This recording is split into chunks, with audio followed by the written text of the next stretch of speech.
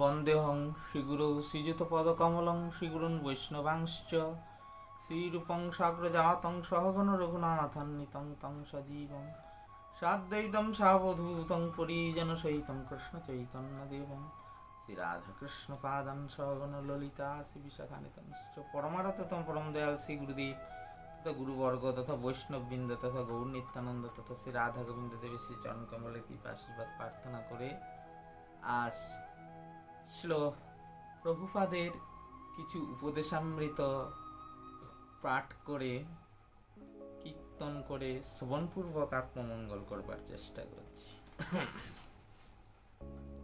শ্রী শ্রী গুরু গৌরাঙ্গ জয়ত। শ্রী শিল প্রভুপাদের উপদেশামৃত 3 নম্বর প্রশ্ন হচ্ছে, কর্তব্য বুদ্ধি হইতে যাহা করা যায় তাহা কি ভক্তি? কর্তব্য বুদ্ধি হইতে যাহা করা যায় তাহা কি ভক্তি? উত্তরে শিল প্রভুপাদ বলছেন, কর্তব্য বুদ্ধি, কৃতজ্ঞতা প্রভৃতি মনের বৃত্তি, তাহা আত্মার বৃত্তি বা আত্মধর্ম নহে। কর্তব্য বুদ্ধির ক্রিয়া মন, বুদ্ধি, অহংকারের উপর, আর ভক্তির ক্রিয়া আত্মার ভূমিকায়। কর্তব্য বুদ্ধির ক্রিয়া মন, বুদ্ধি, অহংকারের উপর, আর ভক্তির ক্রিয়া আত্মার ভূমিকায়। মন আলাদা, আত্মা আলাদা। তো যাহা আউট অফ পিওর লাভ নয় তাহা শুদ্ধ ভক্তি নয়। যাহা আউট অফ পিওর লাভ নয় তাহা শুদ্ধ ভক্তি নয়। প্রীতির সহিত যাহা করা যায় তাহাই শুদ্ধ ভক্তি।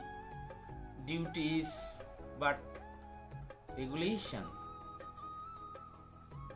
মনের বুদ্ধি, মন, বুদ্ধি, অহংকার, মন যতক্ষণ না শুদ্ধ না হচ্ছে, মন যতক্ষণ না আত্মার বশ না হচ্ছে, মনের অশুদ্ধ মন নিয়ে যদিও যতটা ভগবানের সেবা করা যায় তা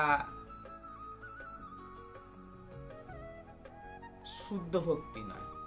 আর প্রীতির সহিত মন যখন শুদ্ধ হয়ে যাবে, আত্মার বশে এসে যাবে, প্রীতির সহিত যাহা করা যায় তাহাই শুদ্ধ ভক্তি। Duty is but A regulation. আত্মার বৃত্তি বা ধর্ম হলো ভক্তি, আর মনের বৃত্তি বা ধর্ম হলো কর্তব্য বুদ্ধি। মন কর্তব্য বুদ্ধি থেকে করে, এটা করলে করব, এটা না করলে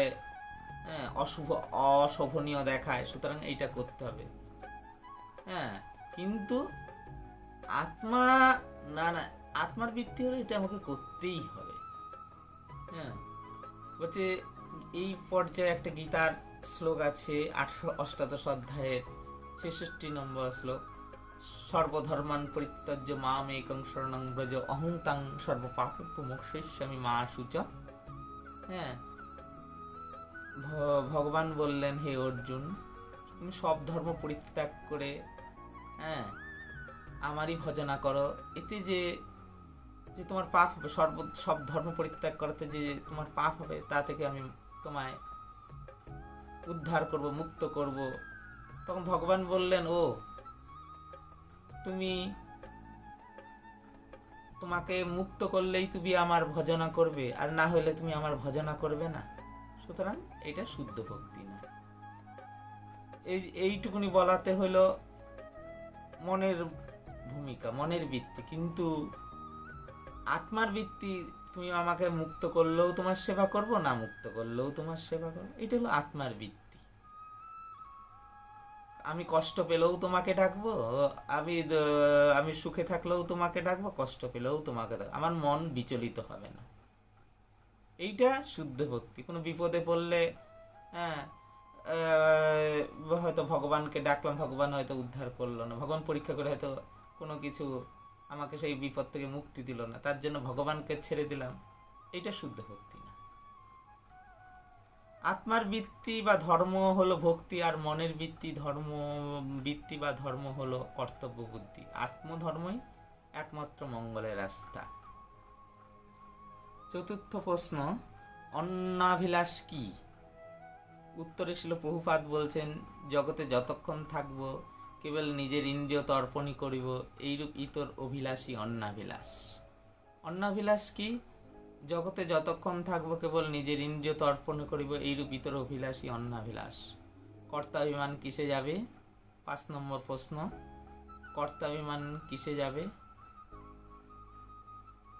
উত্তরে ছিল প্রভুপাদ বলেছেন, তিনাদপি শুনিচ, অর্থাৎ নিজেকে ভগবৎ সেবক বলে জানো, তাহলেই কর্তব্যবিমান আদৌ থাকবে না, তখন সানন্দে হরিনাম করতে পারবে। কর্তাভিমান কিভাবে যাবে? কর্তাভিমান নিজে আমি এটা করছি, আমি ওটা করছি, আমি নিজেকে একটা আমিত্ব ভাব, অহংকারিত্ব ভাব, সে বলছে কর্তাভিমান কিসে যাবে? তিনাদপি শুনিছ, তিন মানে ঘাস, ঘাসের থেকেও তুমি শুনিচ হও। ঘাস তিনাদপি শুনিছ, এখানে কি বলছে? শিক্ষাষ্টকে 3 নম্বর প্রশ্ন, তিনাদপি শুনিচেন তররীব সহিষ্ণুনা অমানিনা মানদেন কীর্তনীয় সদা হরি। মহাপ্রভুর শিক্ষাষ্টক, যে 8টা শিক্ষাষ্টক, 8টা উপদেশ দিয়েছিলেন, তার মধ্যে 3 নম্বর তিনাদপি শুনিচেন। মানে ঘাস, ঘাসের উপরে লোক মারিয়ে গেলে ঘাসটা পুনরায় উঠে পড়ে, তার থেকেও তুমি নিচু হও। তিনাদপি শুনে তররীব সহিষ্ণুনা, তরু মানে গাছ। গাছকে বৃক্ষ যেমন কাটিলেও কিছু না বলয়, শুকাইয়া মইলেও কারো পানি না মাগয়, যে যা চায় বৃক্ষ, ফুল ফল সবাই বৃক্ষের কাছে নেয়, সেরকম যে বৃক্ষ তা কাউকে কিছু চায় না, সুখী মরে বৃক্ষ সবাইকে